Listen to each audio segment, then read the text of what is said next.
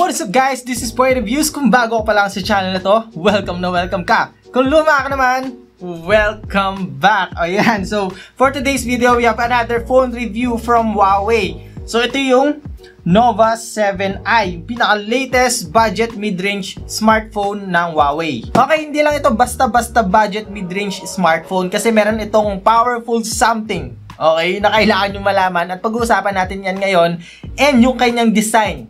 Alright, grabe, yun yung kanyang design, yun talaga yung nagustuhan ko. Excited na ako ipakita sa inyo to guys, kaya wag na natin patagalin pa. Let's do this! Yo!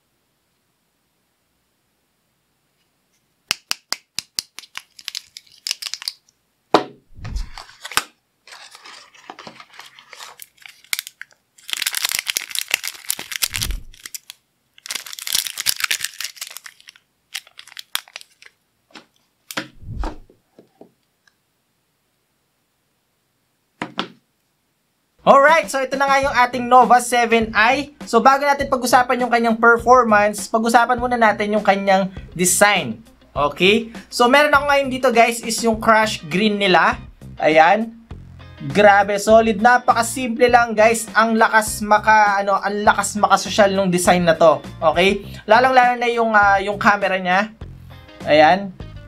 You know, solid. And very simple lang yung kanyang back design. We have Huawei branding dito and yung reflection ng back design nitong Nova 7i is very stunning guys and very attractive talaga siyang tignan.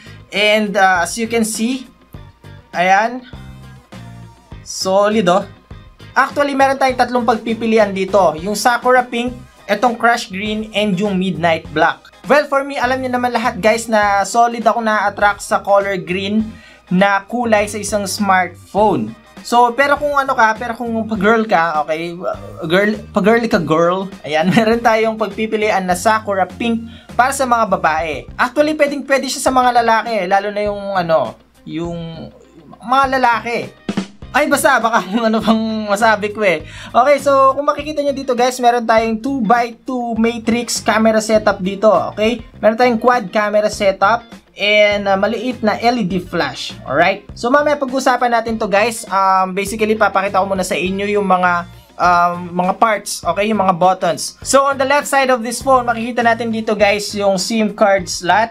Ayan. So this is hybrid dual SIM slot, okay? Ibig sabihin nun, pwede natin siyang gamitan ng dalawang SIM card. Ayan.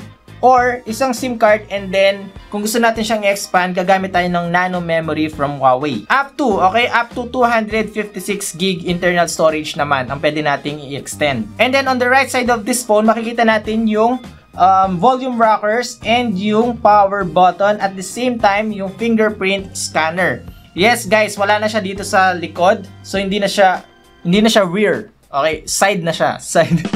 Ayan, so nasa side na siya guys, and for me, okay ito. Okay yung ganitong concept na fingerprint. Medyo nakakasawa na kasi yung rear fingerprint. So yes, this is a good concept. Okay, nasa side na siya. And then at the bottom naman guys, makikita naman natin dito yung, yes, Type-C port. Alright, meron tayong Type-C port. Meron tayong single firing speaker. And of course, audio jack. And by the way, nakita nyo naman yung unboxing natin kanina. Meron tayong naka-provide na, you know, earphones. Alright?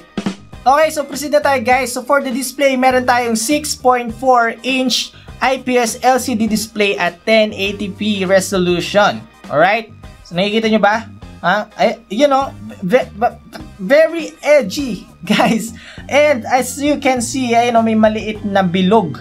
Alright? So punch hole display na rin itong si Nova 7i, which is good. Okay, finally, no? Finally, medyo nilileft behind na natin yung mga dewdrop notch, lahat ng mga notch na yan. And for me, para sa akin, mas okay itong punch hole display compare sa other notch na lumabas. Okay? Kasi, tingnan nyo naman guys, mas konti yung na-occupy niyang space sa mismong screen. Alright? So, ibig sabihin, mas nabibigyan tayo ng full view experience kapag ginagamit natin itong Nova 7i. Okay? Kapag naglalaro tayo, kapag nanonood tayo ng movies, kapag pinapanood mo yung mga favorite YouTubers mo, gaya ko, di ba? Mas na-appreciate ko yung ganitong klaseng display. Tapos itong si Nova 7i is running on Android 10 na siya guys, and MUI 10. This is very interesting guys kasi powered by Kirin 810. Alright? 7nm chipset. Alam niyo ba guys na itong si high silicon Kirin 810 is mas higher yung RAM speed at yung GPU clock speed nito compare sa Kirin 980. Yes! Mas mataas pa siya guys. Kaya pagdating sa performance, lalong-lalo na sa gaming, kayang-kaya niya guys yung mga high-end na games. Okay? Like yung PUBG Mobile, COD Mobile, even sa Mobile Legends guys, napaka-smooth. Ano na lang ang expectation natin kay Nova 7i na merong flagship chipset tapos mataas pa yung RAM? Paniguradong hindi kayo ito bibitinin lalong-lalo na kung hardcore gamer ka. Tapos sasamahan mo pa ng mataas na 8GB of RAM at 128GB of internal storage, hindi ka mabibitin kay Nova 7i. Okay, sa usapang hindi ka bibitinin, itong si Nova 7i meron din siyang 42,000 mAh battery capacity na supported ng supercharge. Okay? Supercharge, guys. 40 watts ang maximum niya. So, provided na rin or kasama na siya sa package itong adapter niya. Ibig sabihin lang no, na in the matter of 30 minutes, up to 70% ng battery nitong Nova 7i is macha-charge. Alright, 30 minutes, 70%. Ang maganda pa dito guys, kapag naglalaro tayo, meron itong tool, alright? So kapag swipe natin yan, parang may lalabas na pop-up menu. So dito makikita natin na meron tong interrupted gaming. Ibig sabihin nun guys, all on-screen notifications will be blocked except for call, alarm, and low battery notifications. Call and alarms will be silent and your device will not vibrate. Tapos meron din itong screenshot, screen recording, and yung game acceleration. Okay, so let's continue the hype of this phone. Pag-usapan na natin yung camera sa likod. Alright, so we have powerful 48 megapixel quad camera setup sa likod. Kasama ng 48 megapixel primary camera, meron itong 8 megapixel ultra wide angle lens, 2 megapixel naman for depth sensor, and 2 megapixel for macro lens. Again, isang top feature nitong camera ng 7i is yung super night mode. We all know guys naman na yung night mode ng mga Huawei is very decent and very clear at hindi magpapatalo dun ang Nova 7i. Tapos meron din itong tinatawag na body shape optimization. Okay? Ang ano nun, ang ibig sabihin nun guys, kunwari malaki yung chan mo, di ba? Tapos nagpicture ka using the 7i, magkakaroon ka ng abs.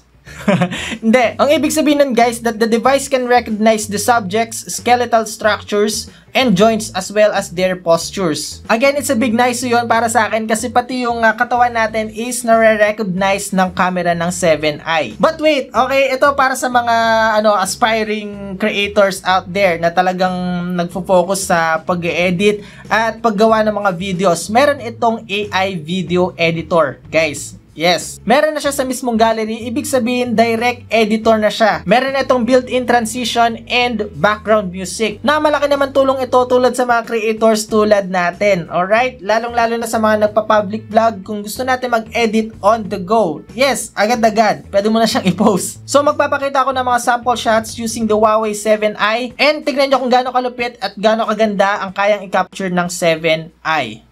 Enjoy!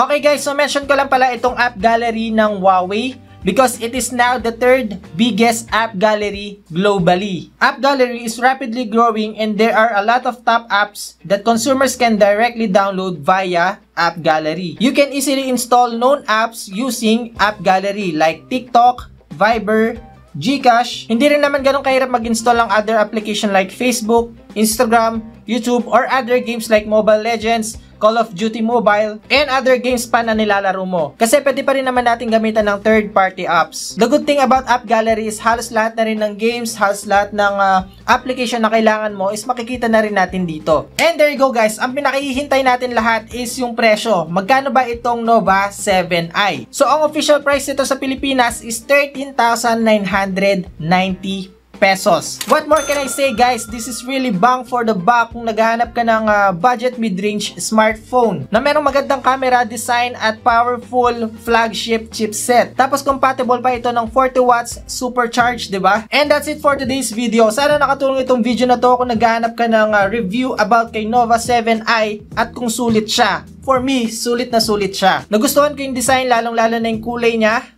Ayan. And yung kanyang chipset. Kung gusto mo pa makakita ng ganitong klaseng video, pinapaya ko na sa iyo kaibigan, mag-subscribe sa channel na to. Huwag mo na rin kalimutan mag-like, share, comment, at yung notification bell para updated ka pag meron tayong bagong upload. Again, this is Poy Reviews, unboxing anything just for you. Hanggang sa muli nating pagkikita. Nice!